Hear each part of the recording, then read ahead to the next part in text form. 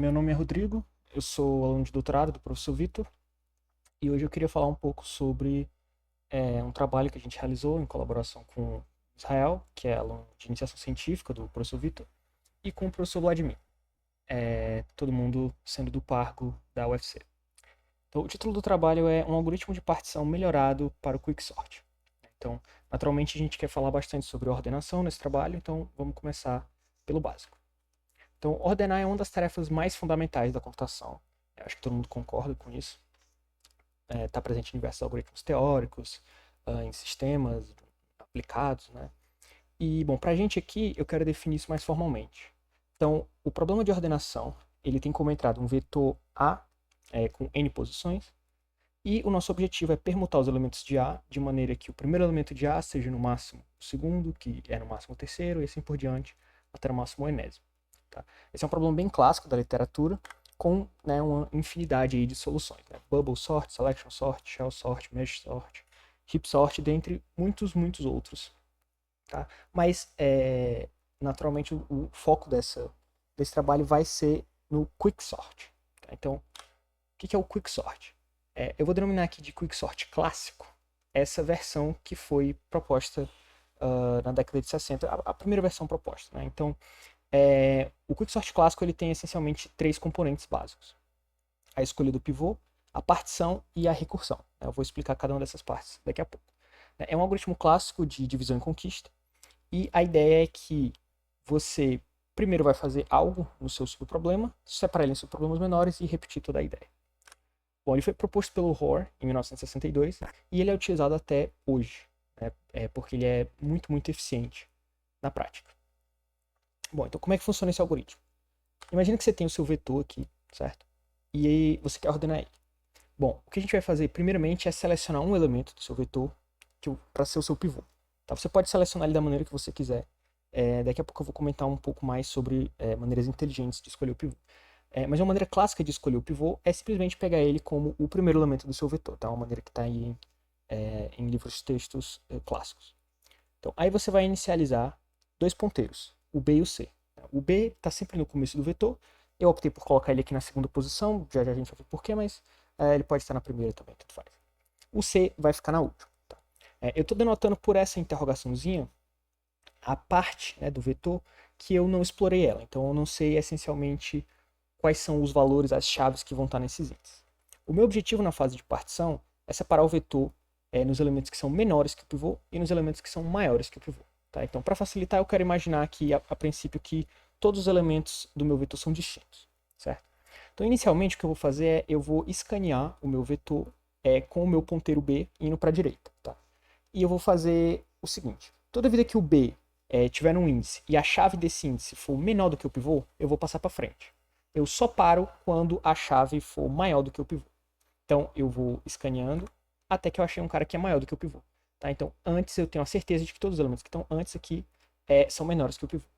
Agora eu vou fazer a mesma ideia com o C. Só que o C ele vem da direita para a esquerda e eu vou escaneando e passando por cima de elementos maiores do que o pivô. Eu vou parar o meu ponteiro C quando eu encontrar alguém que é menor do que o pivô. Ok? Nesse momento, o que a gente percebe? Existe um elemento que é maior do que o pivô, que está antes de um elemento que é menor do que o pivô. Então, isso aqui a gente chama de inversão, elementos fora de ordem. Tá? Então, em particular, quando o vetor estiver ordenado, isso nunca pode ocorrer. Então, a ideia que a gente vai seguir é que a gente vai trocar esses dois elementos. E, nesse momento, eu ganhei certeza sobre um elemento a mais que é menor do que o pivô e sobre um elemento a mais que é maior do que o pivô. A minha área de incerteza aqui, a minha parte com interrogação, está cada vez diminuindo mais, e eu vou seguir com esse raciocínio, vou avançar novamente B, depois avançar novamente C, e assim por diante, até que os ponteiros se cruzam, certo? Uma vez que os ponteiros se cruzam, eu tenho certeza de que todos os elementos do vetor foram percorridos, e eu sei, eu já classifiquei corretamente cada um deles como menor do que o pivô ou maior do que o pivô, certo? Então, em particular, eu sei que o meu pivô está na primeira posição, e eu sei a posição do último elemento menor do que o pivô. O que eu vou fazer então é trocar esses dois elementos de lugar. E agora eu tenho exatamente o meu pivô na posição que ele deveria estar. Todo mundo à esquerda é menor do que o pivô, todo mundo à direita é maior do que o pivô, certo? E isso é uma informação importante, né? O elemento, o meu pivô, ele está no índice correto, certo? Dali para frente ele não mudará mais de índice. De fato, se todo mundo que vem antes é menor e todo mundo que vem depois é maior, eu não preciso mais me preocupar com ele, ele está na posição correta. Tá?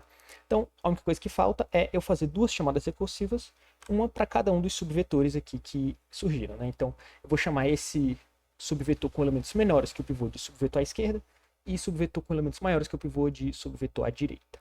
Tá? Certo. Então, vamos para um pouco de análise agora. Então, qual que é a complexidade do quicksort? Tá? Como a gente vai ver já já, o quicksort ele tem pior caso quadrático, o que é ruim. Mas na prática, ele é super, super eficiente. Então, o que ficou mais natural aí na literatura é estudar o caso médio do quicksort. Né? E estudar o caso médio é, essencialmente, você define alguma distribuição de probabilidade sobre a entrada, e aí você fala sobre o valor esperado da eficiência do algoritmo nesse caso. Tá? Então, o modelo sobre a entrada que a gente vai admitir aqui é um modelo clássico chamado modelo de permutação aleatória. Então, a sua entrada está nesse modelo se ele é a sua entrada, que é um vetor A, for uma permutação aleatória do conjunto 1, 2, 3 até n, certo? Aqui com permutação aleatória, eu quero dizer uma permutação escolhida uniformemente ao acaso dentre todas as permutações desse conjunto, certo? Então você pega todas as permutações, todas têm a mesma probabilidade de ocorrer, né? Você escolhe uma delas, essa é a sua entrada, certo? Segundo esse modelo, o número esperado de comparações do quicksort para ordenar o seu vetor A é 2n log n mais θ de n. Então, esse ln eu estou utilizando para representar o logaritmo na base e, né, o logaritmo natural. Também, a gente consegue dizer que o número esperado de trocas que o seu algoritmo faz para ordenar o vetor é 1/3 de n log n mais θ de n. Tá? Existem ainda resultados mais precisos. Né? Você consegue dizer, por exemplo, você consegue falar sobre o desvio padrão do número de comparações. Você consegue até mesmo falar sobre uma distribuição limite para o número de comparações. Né? Então, essa ideia de que, na verdade, o valor esperado é esse, mas você tem algum grau de concentração. Você espera que seja isso quase sempre. Tá? E também dá para falar um pouco mais precisamente sobre esses termos lineares. Né? Não é só θ de n. Existem limitantes, dá para calcular algo melhor do que isso, mas vai tudo ser dominado pelo termo n log n, então eu preferi por simplificar. Tá? Então, assim, o caso médio do quicksort é θ de n log n. Tá? E não só o caso médio, mas quase sempre ele vai ter essa complexidade. Ele vai demorar tudo isso para ordenar o seu vetor. Mas, de fato, o pior caso do quicksort é quadrático, o que é ruim. Mas esse pior caso ele é bem, bem raro de ocorrer. Tá? O caso médio do quicksort ele está associado quando você escolhe um pivô que está mais ou menos ali próximo da mediana do seu vetor. Então você espera que tenha mais ou menos n sobre 2, né? Metade dos elementos ali são menores do que o pivô e mais ou menos metade são maiores do que o pivô. Não precisa ser exatamente isso, você tem uma liberdade, uma folga para isso, mas em geral a gente pode pensar nisso para ter uma intuição. Enquanto o pior caso está associado a casos extremos em que o pivô é muito, muito pequeno ou muito, muito grande, né? E aí os subvetores têm tamanhos muito, muito distintos, certo? Bom, então vamos falar aqui um pouco sobre a literatura em otimizações para o quicksort. Tá? O próprio Hoare, que propõe o quicksort, ele fala sobre várias otimizações, né, no artigo original dele. Tá? Então, eu separei essa aqui, que eu acho que talvez seja mais relevante, que ele fala sobre como você fazer as chamadas recursivas no seu algoritmo. Tá? Então, ele propõe que a gente faça a chamada recursiva primeiro no subvetor menor para garantir uma pilha de recursão de tamanho logarítmico.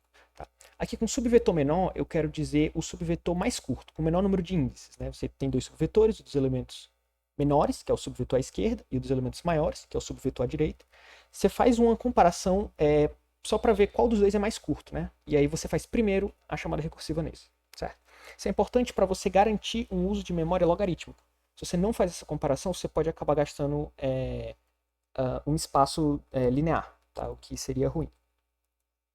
Além disso, ali ainda na década de 60, a gente tem o Singleton propondo escolher o pivô da partição como mediana de 3 elementos. Tá? O ideal para o quicksort é que se o pivô fosse sempre a mediana de fato, ele ia sempre quebrar em dois subproblemas, né, em dois subvetores com o mesmo tamanho ou né, mais ou menos, o que seria ótimo. Né? Mas, na verdade, dá até para fazer isso na teoria e na prática, mas a questão é que não vale a pena, né? Você acaba tendo muito overhead para o seu quicksort. Então o que o Singleton propõe a fazer é você escolher 3 elementos, o primeiro, o do meio e o último, calcular a mediana desses 3 elementos, e esse cara vai ser o seu pivô. E fazer isso, ele vai te garantir, né, em média, partições mais balanceadas, sem ter que perder muito tempo escolhendo esse pivô interessante. Tá? Bom, um cara que estudou muito, muito o quicksort foi o Sedgwick. ali ele propõe diversas melhorias, e eu separei duas aqui. Então, uma delas é utilizar o insertion sort para vetores pequenos, né? Então, a ideia é que quando o seu subproblema passa de um certo limite, é mais eficiente você, ao invés de fazer mais uma chamada recursiva, você simplesmente chamar um insertion sort, que é outro algoritmo de ordenação que funciona muito bem para vetores pequenininhos. Tá? Outra coisa que você pode fazer é remover completamente as chamadas recursivas, tá? Utilizando uma pilha para gerenciar os subproblemas. Né? As chamadas recursivas, elas têm um overhead ali na memória, né? Então, pode ser eficiente para o seu modelo se você remover essas recursões, ficar iterando somente, mas aí você vai precisar de uma pilha para saber exatamente como ficar fazendo essas operações. Tá? Bom, em 97 a gente tem uma ideia muito interessante proposta pelo Musser, que é o introsort. Né? Ele combina o quicksort com o heapsort, né, e o insertion sort, né, seguindo essa ideia do Cedric, para garantir o pior caso θ de log n. Né? Aqui o LG significa log na base 2, né? Mas na notação θ não importa qual é a base logarítmica. Bom, o heapsort é um algoritmo que tem pior caso n log n. O quicksort tem pior caso quadrático. Então o que ele faz? Ele vai executando o quicksort, e aí quando ele percebe que as chamadas recursivas dele, né, passaram de uma profundidade, por exemplo, 2 log n, ele resolve abandonar o quicksort e chama para ordenar o resto do vetor o heapsort. Porque ele garante que, no pior caso, ele sempre gasta tempo n log n, mas na maior parte do caso ele está sempre chamando o quicksort, que é bem mais eficiente que o heapsort, por exemplo. Certo? E para finalizar aqui, a última coisa que eu queria mostrar, um pouco mais recente, é a ideia de um quicksort usando 2 pivôs na partição, tá? Que foi proposta em 2009 pelo Yaroslawski. Esse é um tipo de algoritmo que já era conhecido mais ou menos desde a década de 80, por aí, mas na época dizia-se que não era uma ideia eficiente, talvez desde a década de 70, mas dizia-se que não era um algoritmo eficiente, ele ganhava por um lado, perdia para o outro, e não valia a pena implementar esse cara. Em 2009, o Yaroslawski fez uma implementação eficiente do quicksort, utilizando 2 pivôs, que valia a pena, ele era mais eficiente que os quicksorts mais eficientes da época. E ele é usado desde essa época até hoje em dia no Java, né? Desde o Java versão 7, esse é o quicksort que é implementado lá. Tá? Bom, mas uma das partes mais essenciais da análise do quicksort é o modelo de entrada. E nele a gente supõe que você só tem elementos distintos. O que acontece se eu permito elementos repetidos? Naturalmente é trivial você adaptar a descrição do quicksort que eu dei para lidar com elementos repetidos. Mas na análise você precisa ter um pouco mais de cautela. Tá? Então, em particular, a gente precisa começar definindo o que é o meu modelo de entrada para eu permitir elementos repetidos, né? Já que o meu modelo antigo não permitia isso. Então, o Cedric ele propõe 2 modelos básicos para permitir chaves repetidas. O primeiro modelo é o modelo de permutação de multiconjunto. Tá? Então, a sua entrada agora é uma permutação aleatória do multiconjunto que tem chaves de 1, 2, 3 até U. Só que o 1 tem multiplicidade x1, o 2 tem multiplicidade x2 e até o U tem multiplicidade x1. Certo? Então, o multiconjunto ele é tipo um conjunto, só que cada elemento pode aparecer mais de uma vez lá dentro. Certo? Então, esse modelo ele é uma analogia direta do modelo de permutação aleatória clássico. Né?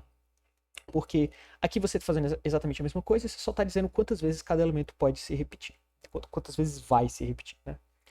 Os parâmetros desse modelo são n, que é o tamanho do vetor, u, que é o tamanho do universo, né? Eu vou dizer que o universo é o conjunto de chaves distintas, então 1, 2, 3 até u, e o vetor de multiplicidades, que fala quantas vezes cada chave se repete. Tá? Então, só lembrando, no outro modelo, o único parâmetro era n, que era o tamanho do vetor, e já dizia quais eram todas as chaves também.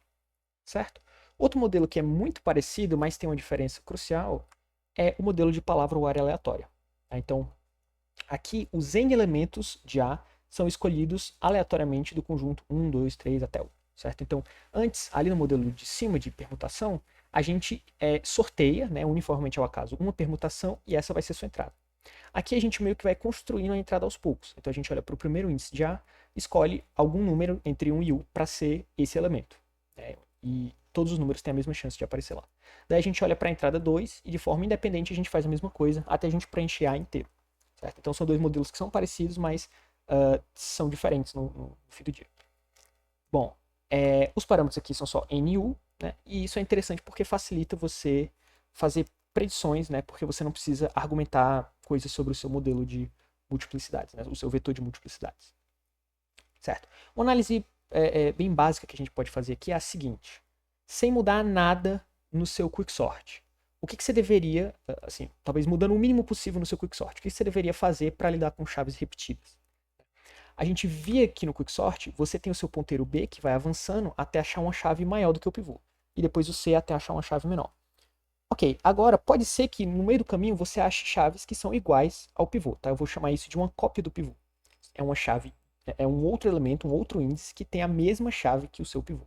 O que eu faço? Será que é melhor eu pedir pro ponteiro B parar quando ele achar uma cópia do pivô ou é melhor pedir para ele seguir em frente, tá? Pelo menos para mim, intuitivamente, parece que seria melhor se ele pulasse as cópias do pivô, né? Se ele continuasse seguindo em frente. Imagina que o seu pivô P, desculpa, que o seu ponteiro B parou numa cópia do pivô. Então ele está olhando um cara que tem chave P. E aí o seu ponteiro C vem vindo e ele para também num índice que a chave é uma cópia do pivô. Também é P. Nesse momento eles vão trocar, né? E aí o B, que era P, volta a ser P, e o C, que era P, volta a ser P também. Você fez uma troca inútil, você trocou P por P, certo? Então parece que você está fazendo trocas inúteis, tá? Mas o SEDIC mostra que de fato é essencial que você faça essas cópias inúteis, essas trocas inúteis, né? Se você pular essas cópias do pivô, o seu algoritmo, né, a sua implementação do quicksort já leva tempo esperado quadrático quando você tem uma quantidade constante de chaves distintas, tá? Enquanto se você ficar fazendo essas trocas, você já leva tempo esperado n log n, que é muito melhor. Então, de fato, você fazer essas trocas, a ideia por trás disso é que você vai conseguir particionamentos mais balanceados, né, mais próximos, o seu pivô mais próximo ali do meio. Bom, ok. Mas, assim, essa dicotomia de levar tempo quadrático, levar tempo n log n, é interessante, talvez nem todo mundo saiba o porquê que isso é dado tanto enfoque, mas é porque é um resultado clássico na teoria da ordenação, né? Então, existe um limite inferior para a ordenação por comparação, né? Existe um resultado clássico que diz que se o seu vetor de entrada é uma permutação do conjunto que vai de 1 a n, você precisa de tempo log de n fatorial para ordenar A por comparações, tá? Em particular, log de n fatorial é da ordem de n log n, certo? Então, lembrando que aqui é ordenar A por comparações, né? Então você precisa realmente olhar para um elemento, olhar para o outro e ficar falando, esse cara é maior do que esse cara é menor do que esse, né? Então existem algoritmos que fogem disso, né? O bucket sort, por exemplo, é algo que foge da ordenação por comparações. Mas então isso é um limite inferior, nenhum algoritmo pode fazer nada melhor do que isso. Então, se você sabe que seu algoritmo já faz algo em complexidade n log n, você sabe que você já está aí assintoticamente ótimo, né? O melhor que você pode fazer é melhorar a constante. Certo, mas isso novamente, se você tiver todas as suas chaves de entrada distintas, né? O que acontece se você permite elementos repetidos? Bom, se o seu vetor de entrada é uma permutação desse multiconjunto, a gente tem um resultado análogo, né? É necessário o tempo log de n fatorial sobre x1 fatorial, x2 fatorial, até x1 fatorial, para ordenar por comparações, certo? Então, é interessante da gente analisar essas duas cotas, porque a gente vê que a cota de baixo ela é muito menor do que a de cima, né? Em cima você tem n fatorial, embaixo você tem n fatorial dividido por vários termos fatoriais aí. Então ela é bem menor. O que significa que, se o seu limite inferior é menor, teoricamente você tem espaço aí para um algoritmo mais eficiente, que consegue ordenar muito mais rápido, tá? Um caso interessante de se analisar é se você tiver, por exemplo, um multiconjunto em que todos os elementos aparecem exatamente a mesma quantidade de vezes, certo? Então, em particular, se o x1 for igual ao x2, né, igual até o xu, então esse seu termo, essa sua cota inferior, log de n fatorial sobre esse pessoal aí, é da ordem de n log u agora, certo? Então, se você imagina que u é muito pequeno, né, você tem poucas chaves distintas, você consegue um limite inferior muito, muito menor do que o seu limite original. Né? Imagina que o u é constante, você tem uma quantidade constante de termos distintos. Você espera ter muitas cópias e você espera conseguir ordenar esse vetor em tempo linear, tá? Que é muito mais eficiente. Certo. Mas agora que a gente tem esse limite, o que a gente pode falar sobre o quicksort nesse novo tipo de análise? Então, o SEDIC ele propõe uma ideia que é de um quicksort ideal. Tá? O que esse quicksort ideal faz? Bom, lembrando que o quicksort clássico, o que ele fazia? No momento de partição, ao fim da partição, ele colocava na posição correta o pivô dele, e aí ele fazia duas chamadas recursivas. Pensando que agora a entrada pode ter elementos repetidos, né? Você pode ter mais de um elemento com a mesma chave que o pivô. Então, o quicksort original, ele fixaria o pivô na posição correta, mas poderiam ter outros elementos do vetor com a mesma chave que o pivô que estariam no lugar errado, né? Ele não faz esse tipo de verificação, ele só fixa o pivô. O que o Cedric propõe é o seguinte: o quicksort ideal, ele é um algoritmo que ele faz, entre aspas, o melhor possível. Então, na fase de partição, ele coloca todas as cópias do pivô no lugar correto, certo? Não só o índice que é escolhido como pivô, mas também todos os índices que possuem chaves com o mesmo valor da chave do pivô, tá? E, além disso, ele só vai fazer n mais uma quantidade constante de comparações na partição, que é as comparações que o quicksort clássico faz, ok? Certo, então o que ele prova sobre esse quicksort ideal? Ele mostra que o número esperado de comparações do quicksort ideal seria, no máximo, 2 log 2 vezes esse logaritmo aqui, que, se você prestar atenção, era o nosso limite inferior, tá? Mais um termo linear. Essa análise é mais interessante quando o U é da ordem de n, certo? Ok, esse é um requisito, né, uma hipótese que é ok, não é pedir muito, né? Até porque se o seu U é muito maior do que n, você espera ter pouquíssimas cópias na sua entrada. Ou seja, talvez não seja ideal olhar para esse modelo, né? Então, se você quer muitas cópias, U sendo da ordem de n. Ou sendo linear ou menos que isso. Ok, então, essencialmente, eu sei que qualquer algoritmo de comparação não pode fazer melhor do que esse logaritmo de n fatorial sobre x1 fatorial, x2 fatorial e tal. Mas eu sei que o quicksort ideal faz, no máximo, uma constante vezes esse termo, né? Esse 2 log 2 é importante só por ser uma constante, não o valor em si. Ou seja, esse quicksort ideal, ele já tem uma complexidade sendo uma constante vezes o limite inferior, né, como limite superior. Então ele é ótimo, ele é assintoticamente ótimo. O melhor que dá para fazer é melhorar a constante. Tá? E o Cedric mostra também que no modelo de palavra ou área aleatória, o seu número esperado de comparações é 2n log u mais um termo linear, né, que também fica ali como sendo uma constante vezes o seu limite inferior. Ou seja, o quicksort ideal, de fato, ele é ótimo a menos de um fator constante. Tá? Só existe um pequeno problema com esse conceito de quicksort ideal, que era de que ninguém sabia o que era um quicksort ideal na prática. Tá? Então, ninguém tinha um algoritmo eficiente, né, para colocar as cópias do pivô, todas as cópias do pivô no lugar, tá? Utilizando uma quantidade aí n mais uma constante de comparações, certo? Beleza, assim, por muito tempo sabia-se fazer utilizando mais do que n mais uma constante de comparações, o que ainda vai te dar um algoritmo que é assintoticamente ótimo, mas na prática ele não é nada eficiente, certo? Bom, na década de 90 surgiu aí finalmente um quicksort que é bom na prática, tá? Que é o quicksort de Bentel-McElroy. Bom, a ideia é que eles propõem um novo tipo de partição, que eles chamam de particionamento com pivô gordo. Tá? Pivô gordo é um termo que eu particularmente não gosto, eu acho esquisito. Talvez pivô largo seja melhor, dá pra ver, já já a gente vai entender por quê. Mas eles propõem isso e propõem também muitas outras micro-otimizações ali no código. Tá? Então, a ideia desse pivô gordo é você fixar as posições corretas do pivô, mantendo sempre elas na borda. Tá? E aí só no final da partição é que você coloca elas na posição correta. Tá? Essa foi uma ideia de 93, do Bentel e McElroy, e ela veio como uma alternativa ao quicksort clássico. Né? Muitos usuários diziam, poxa, o quicksort ele é tão rápido, mas quando eu peço para ele ordenar um vetor que tem muitos elementos repetidos, ele passa um tempão ordenando, né? O que é esquisito, se eu estou te dando elementos repetidos, devia ser mais fácil de ordenar. Né? E o que faz sentido porque a gente viu que algumas implementações do quicksort podem até chegar a tempo quadrático, se você tem muitos elementos repetidos. Né? Então esse aqui veio como uma forma de consertar isso. Tá? Então, como é que funciona esse particionamento? Bom, aqui a gente vai escolher o nosso pivô, P. Aqui eu não estou colocando mais ele no começo do vetor, só estou fingindo que eu estou escolhendo ele de alguma forma. E bom, aqui a gente tem os nossos ponteiros B e C, mas eu tenho dois ponteiros novos, o A e o D. A gente vai ver como é que eles vão ser úteis. Então eu começo escaneando o meu vetor com o meu ponteiro B, certo? Ele vai avançar sempre que ele vê um elemento menor do que o pivô. Tá? Ele vai parar em elementos que são iguais ou maiores que o pivô. Então eu venho avançando aqui e imagina que eu vi um cara que tem a mesma chave que o meu pivô, certo? O que eu quero fazer é manter ele sempre nas bordas, todas as cópias do pivô na borda. Então o que eu vou fazer é pegar esse cara e copiar ele lá para o início. Né? Eu vou trocar ele de lugar com o elemento que tiver lá no início. Uma vez que eu faço isso, eu avanço o meu ponteiro A para frente. Certo? O meu ponteiro A indica qual que é a primeira posição ali que, entre aspas, está livre de pivô. Tudo bem? Então eu continuo avançando o meu B agora. E toda vida que eu acho uma cópia do pivô, eu vou jogando ela lá para a borda, até que eu acho alguém que é maior do que o pivô. Aí, nesse momento eu paro E agora eu venho com o C, certo? O C ele vai fazer uma ideia análoga. Toda vida que ele achar um cara que é maior do que o pivô, ele passa para frente.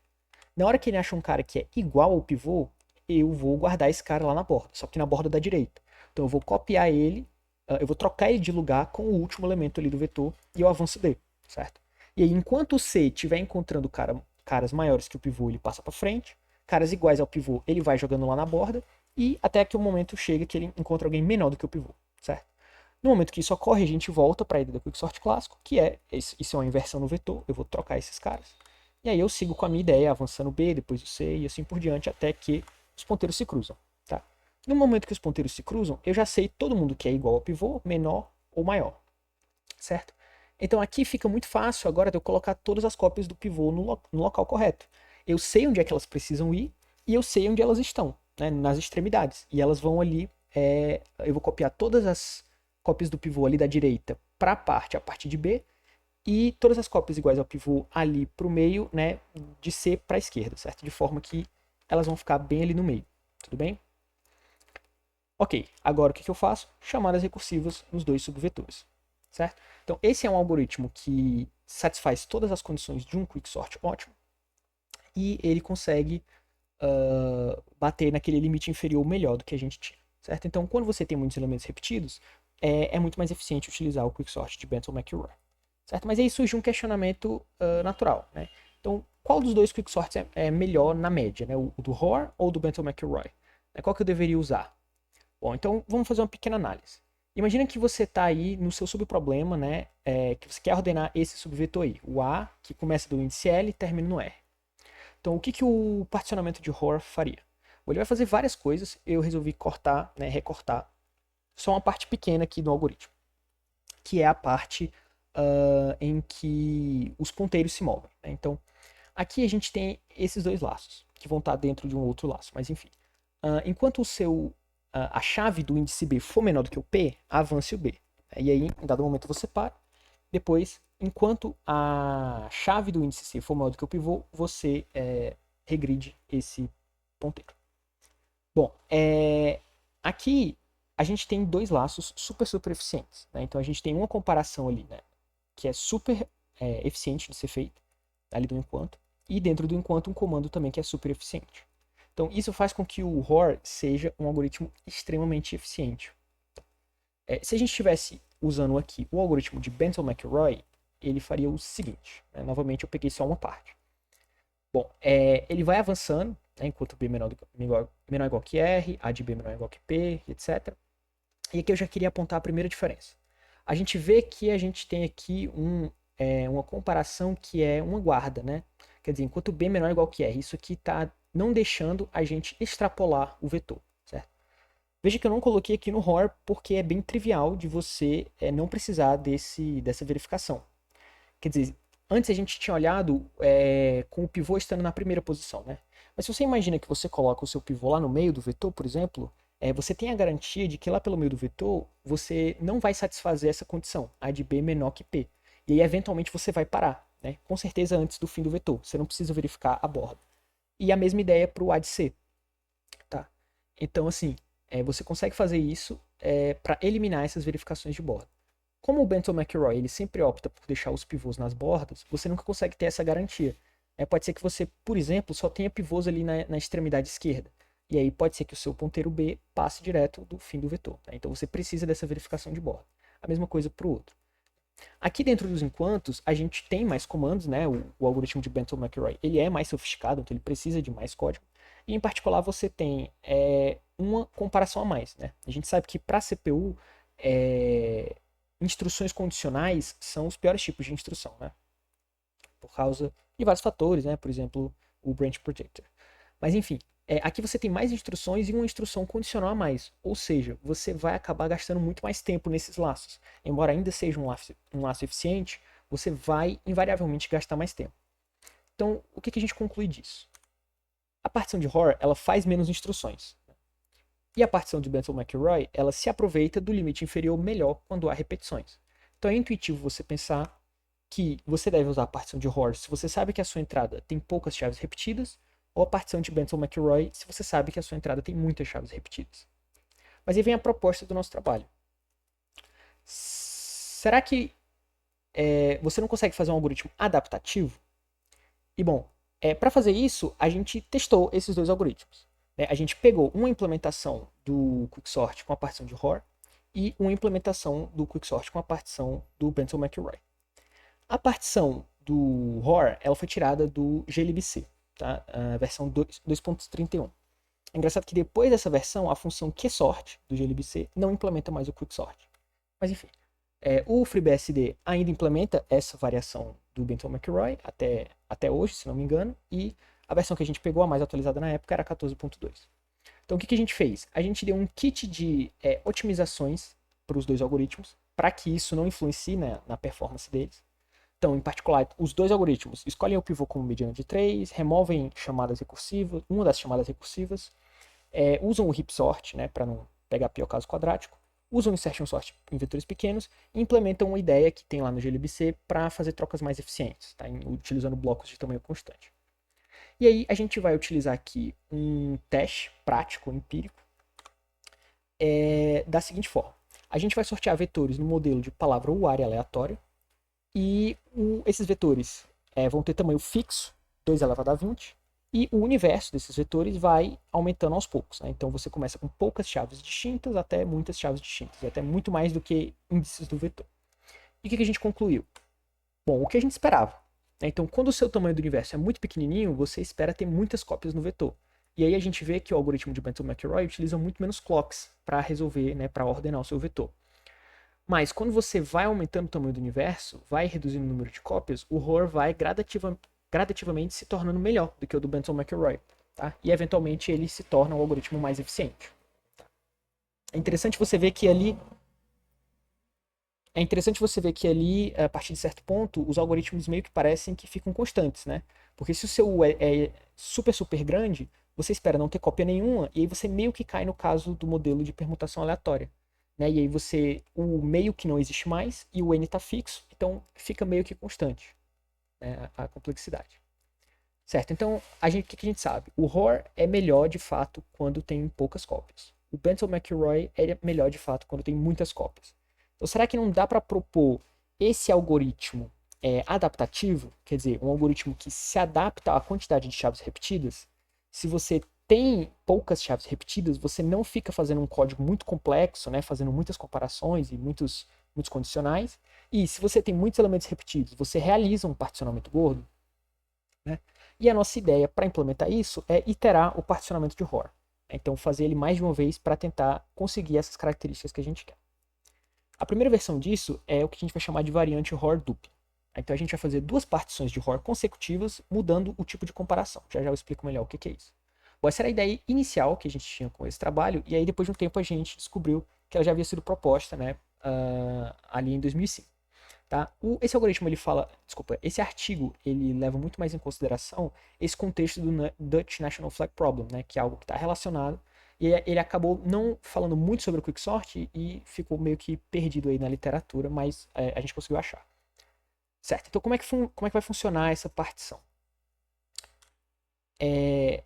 Vai acontecer a seguinte coisa. Você tem o seu vetor que você quer ordenar, e aí você escolheu o seu pivô, certo?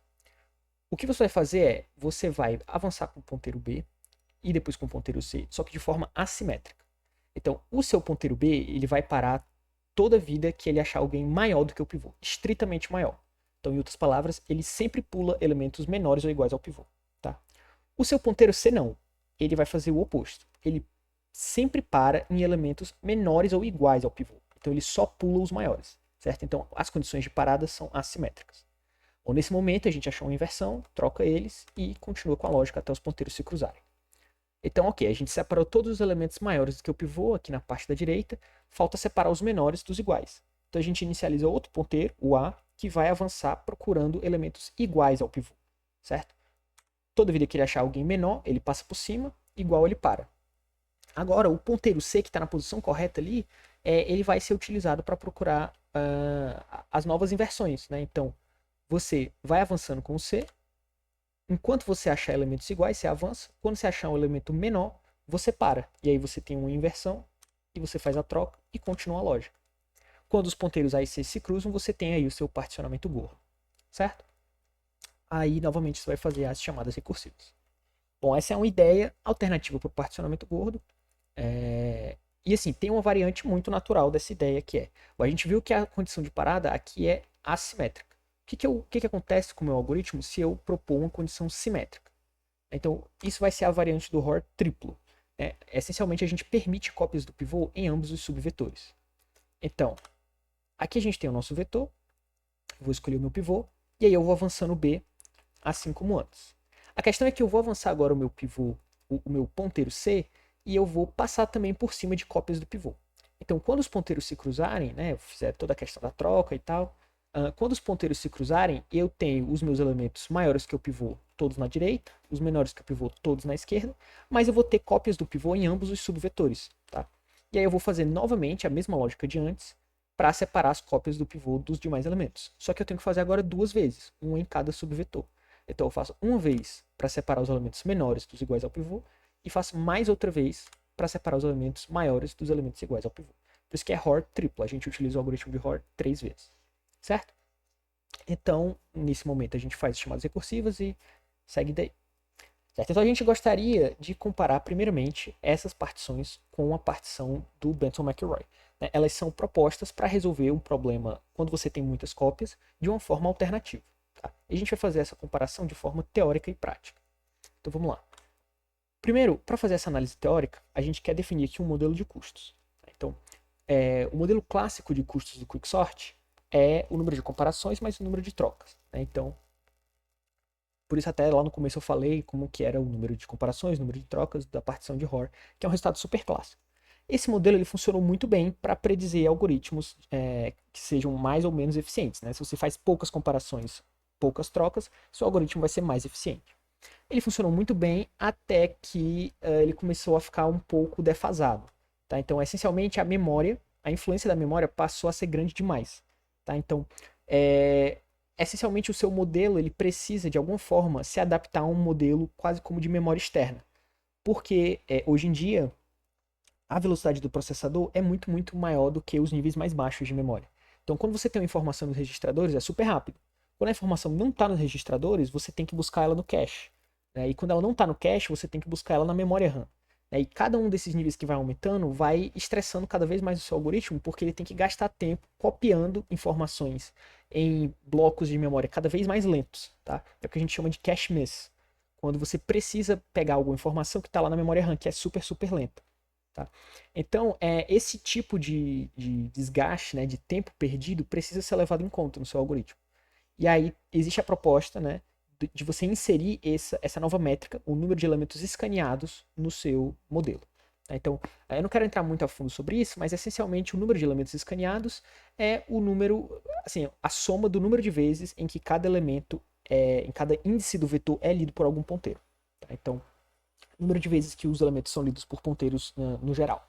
Tá? Então, existem aí alguns artigos já que sugerem que esse número de elementos escaneados aproxima bem o número de cache misses, dá para ter uma noção muito boa. Esse novo modelo de comparações, trocas e elementos escaneados explica muito bem a performance do Quicksort com dois pivôs do Yarolavsky. Tá? Então, o modelo clássico de comparações mais trocas dizia que esse algoritmo com dois pivôs deveria ser ineficiente.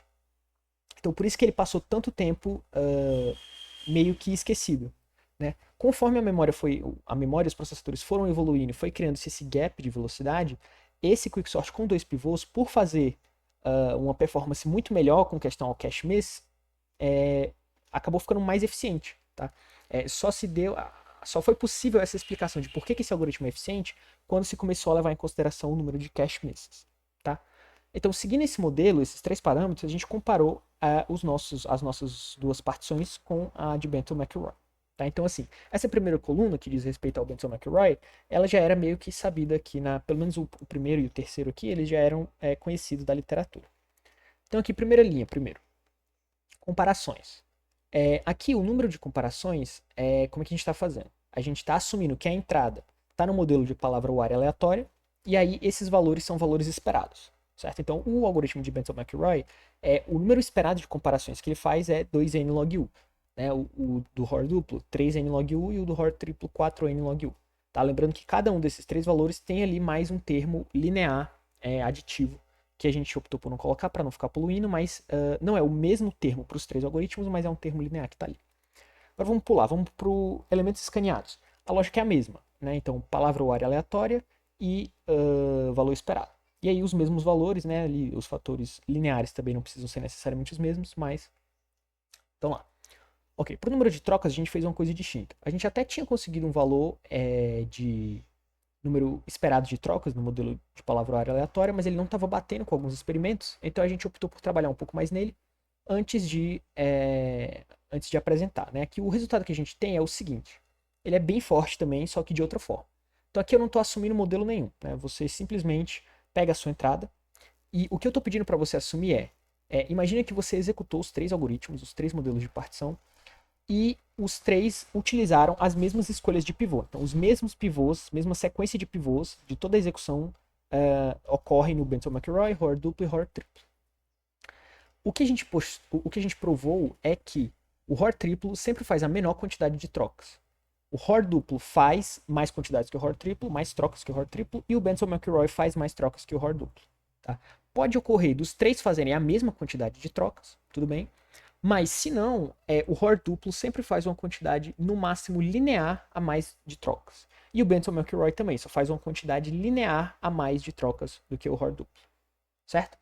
Então, existe essa hierarquia, o Hoare triplo é o melhor de todos, mas essa diferença é sempre linear. Então, pelo que a gente analisa aqui, teoricamente, o Benson-McElroy deveria ser melhor, porque ele ganha em 2 dos parâmetros por um fator n log u e perde em só um por um fator linear, certo? Então a gente já pensou que, bom, realmente esses algoritmos vão ser piores que o Benson-McElroy. Mas aí, vamos então testar na prática. Vai que essa piora não é tão grande na prática e a gente consegue ainda aproveitar essas ideias. Foi o que a gente fez. Então aqui a gente está rodando novamente um teste com as entradas no modelo de palavra ou área aleatória. O é aproximadamente raiz de n. O n está variando nesses termos aí. E aqui a gente fez 2 testes. Tá? Esses 2 testes, um é numa máquina AMD e o outro numa máquina Intel. Tá? O Vitor é das pessoas que mais estava idealizando as ideias aqui. Ele já tinha visto em alguns outros contextos a diferença no uso de cache, nas políticas de cache desses 2 tipos de máquina, né? AMD Ryzen e Core. Então, como a gente está trabalhando com um algoritmo que parece ser bastante influenciado pelo cache, faz sentido você testar nas 2 máquinas, né, para ver se isso dá alguma diferença. E de fato fez algumas diferenças, tá? A gente rodou esses códigos várias vezes, com algumas pequenas diferenças, né, nos parâmetros e tal. Esses aqui são os mais atualizados. Então, aqui na esquerda a gente pode ver que no AMD, o algoritmo mais eficiente foi de fato o Hoare duplo. Né? Em seguida veio o Hoare triplo e em seguida o Benson-McElroy, aqui como a gente pode ver pelas curvas. No da direita, muda um pouco as coisas. O que a gente vê? A gente vê ali o Benson-McElroy um pouquinho melhor do que o Hoare duplo, quase empatados, tá? Tem até algumas instâncias aqui mais no começo em que o Hoare duplo leva melhor, e ali o Hoare triplo um pouquinho pior, certo? Então, o que a gente percebe daqui? Bom, primeira coisa, o Hoare triplo é pior do que desculpa, o Hoare triplo é pior do que o Hoare duplo, né? Não tem muito o que fazer. Mas o Hoare duplo, ele é bem competitivo com o Benson-McElroy, né? Em um dos modelos ele ganha, né, do Benson-McElroy, e no outro ele perde, mas assim, por muito, muito pouco. Eles ficam colados ali na performance. Então, o que a gente conclui? Eles são de fato competitivos, né? O Hoare duplo e o Benson-McElroy estão próximos ali em eficiência. Então, pode ser que vale a pena a gente investir no Hoare duplo, certo? Bom, o Hoare duplo a gente viu que ele ajuda a gente a lidar com o caso em que você tem muitos elementos repetidos, né? Mas a gente quer também ir bem no caso em que você tem poucos elementos repetidos. Então a gente precisa arranjar um jeito de levar isso em consideração também no algoritmo. E é exatamente isso que leva a gente a definir a partição cearense. Tá? Bom, a ideia aqui é você pegar o particionamento de Hoare duplo e fazer uma pequena mudança. Certo? Então você começa da maneira usual, quer dizer, separa todos os elementos menores ou iguais na esquerda, todos os elementos maiores na direita. E aí a gente partiria agora para a segunda fase, quer dizer, organizar os elementos nesse subvetor à esquerda aqui. O que a gente vai fazer primeiro é escolher outro pivô aqui dentro, só dos elementos menores ou iguais. Né? Então a gente escolhe um pivô Q, e em particular esse pivô Q é no máximo P, e a gente vai analisar 2 casos. Primeiro, se o seu pivô Q é igual ao P, quer dizer, se a chave do elemento que você escolheu como o segundo pivô foi igual à chave do seu primeiro pivô, você continua normalmente com o Hoare duplo, ou seja, você faz o particionamento gordo, como eu descrevi lá atrás. Se não, se você escolher um elemento cuja chave é estritamente menor, então você trata essa segunda fase, na verdade, como uma nova primeira fase, só com esse novo pivô Q. Então você trata esse subvetor à esquerda como se fosse um novo subproblema. E aí o seu pivô agora é Q. Você separa nos elementos menores ou iguais que Q e nos elementos maiores que Q. Certo? Ou seja, o que é que isso te diz? Isso te diz que se eventualmente você achar cópias, você tem a garantia de que você vai fazer o particionamento gordo. E você vai se aproveitar disso. Mas se o seu elemento, se a sua entrada tem todos os elementos distintos, você nunca vai fazer particionamento gordo e você nunca vai perder tempo com isso. Certo? Ou seja, o seu algoritmo, esse algoritmo que a gente está propondo, ele vai se adaptar à quantidade de entradas. Naturalmente, ele escolhe como fazer a partição que seja mais útil, certo? Bom, essa é uma ideia que já foi utilizada outras vezes, essa ideia adaptativa. Né? Em particular, ela foi usada em 2021 por um algoritmo também para o Quicksort, tá? Que era o PDQSort, né? O Pattern Defeating Quicksort. Ele usava uma ideia bem parecida com essa. E, bom, isso é o suficiente para a gente definir agora o que é o nosso Quicksort cearense. Né? A gente vai definir essa função de partição adaptativa e mais algumas otimizações no algoritmo. Então, primeiro, a gente vai dar o kit básico de otimizações para esse algoritmo. Né? Então, pivô como mediana de 3, remoção de uma chamada recursiva, uso do heap sort, insertion sort, trocas mais eficientes. Além disso, a gente quer se aproveitar dessa partição de ROR para a gente poder jogar fora comparações, né, verificações de borda. Então, o que a gente vai fazer? A gente vai sempre tentar manter o seu pivô ali no meio, tá? No meio do seu vetor. Então, o pivô estando sempre ali, você consegue garantir que os caras que vêm da direita não precisam verificar a borda, porque eles vão eventualmente bater no pivô. A mesma coisa com os caras na esquerda, eventualmente eles vão bater no pivô, certo? A gente está utilizando aí o pivô como sentinela. Mais do que isso, a gente vai definir duas funções de partição simétricas e duas variações do insertion sort simétricas. E a simetria aqui é que sempre uma das funções vai ser chamada no subvetor mais à direita e a outra versão vai ser sempre chamada no subvetor à esquerda. Para quê? Para você conseguir levar ao máximo o número de comparações de borda, né, de verificações de borda que você pode poupar, certo? Fazendo essas versões simétricas, você consegue essencialmente poupar o máximo possível de verificações desnecessárias, certo? A mesma coisa com o insertion sort, você consegue fazer isso e reduzir o número de guardas, tá? E essa é a ideia principal de otimização que a gente quer aqui, que é tentar deixar esse particionamento gordo o mais próximo possível de um particionamento fino no quesito número de guardas, certo? De verificações de guarda. Bom, então a gente começou nas comparações, né? Então, primeiro a gente tem aqui um teste em que o U é raiz de n, certo? Então, o U é relativamente pequeno, a gente espera ter muitas cópias. Aqui, novamente, a gente fez o teste em duas máquinas, todos os testes daqui para frente vão ser em duas máquinas. E, bom, aqui na máquina AMD, a gente vê que, de fato, o cearense levou muito menos clocks, né, muito menos tempo do que os outros algoritmos para ordenar o vetor. A gente sabe que, nesse caso, U igual a raiz de n, a gente tem muitos elementos repetidos. Então, o Benson-McElroy deve levar vantagem sobre o ROR. E, de fato, ele leva, mas o cearense ainda está muito abaixo, né, por causa justamente de toda a eficiência das otimizações. Aqui no Core, no Intel Core, a gente vê que a situação se mantém, né? Muda um pouco a diferença na proporção, mas o resultado se mantém. O cearense está melhor que o Benson-McElroy, que está melhor do que o ROR, certo? O próximo teste agora é com U igual a N. Com U igual a N, o U já é bem maior, a gente já espera ter muito menos cópias, né? Quase todos os elementos vão ser distintos. E aqui o ROR deveria levar vantagem, e de fato ele leva em cima do Benson-McElroy. Mas o cearense ainda consegue um pouquinho a mais de eficiência. Tá? Da mesma forma ocorre no Intel. Na plataforma Intel, o ROR leva ainda muita vantagem sobre o Benson-McElroy, mas o cearense ainda está ali coladinho com ele. Certo? O último teste que a gente realizou foi um teste similar àquele que a gente mostrou lá no começo, em que agora o N está fixo e a gente varia o U. Né? E aqui nos dois testes, o mesmo comportamento ocorre. Né? Quando o U é pequenininho, você espera ter muitos elementos repetidos, o Benson-McElroy leva melhor. Conforme o U vai aumentando, o ROR vai se tornando melhor. Mas o que ocorre é que o cearense, em toda a faixa do U, ainda está abaixo das duas curvas, né? Tanto da do ROR quanto do Benson-McElroy. Então o cearense ainda é mais eficiente em todos os casos. No Intel, a gente tem ainda o mesmo comportamento, né? Você tem o Benson-McElroy lá embaixo, quando você tem poucos elementos distintos, e aí gradualmente subindo, sendo que o cearense sempre se mantém ali abaixo das duas curvas. Então, de fato, é o que a gente queria, certo? Então, assim, esse é o último resultado que eu queria mostrar. Eu queria talvez só agora comentar algumas perspectivas. Então, bom, de fato a gente conseguiu um algoritmo que é mais eficiente em todos os casos, né? Ele é adaptativo. E aí o próximo passo daqui, além de, né, escrever um artigo de fato, né, reportar os resultados, é propor ele para bibliotecas de código aberto. Né? Então assim, o FreeBSD, ele utiliza até hoje o Quicksort de Benton McElroy. Né? E a gente tem aqui um algoritmo que é sempre mais eficiente que esse. Ou seja, é interessante que a gente proponha essa substituição. Né? De fato, ele é mais eficiente.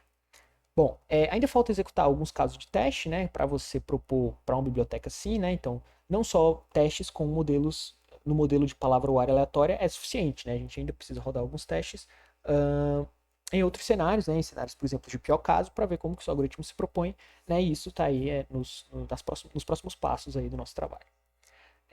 Algo que a gente quer deixar em aberto aqui é a seguinte reflexão, né, de que a partição OR duplo, ela na prática, competitiva com a de Benton-McElroy. Mas será que ela deveria ser? Né?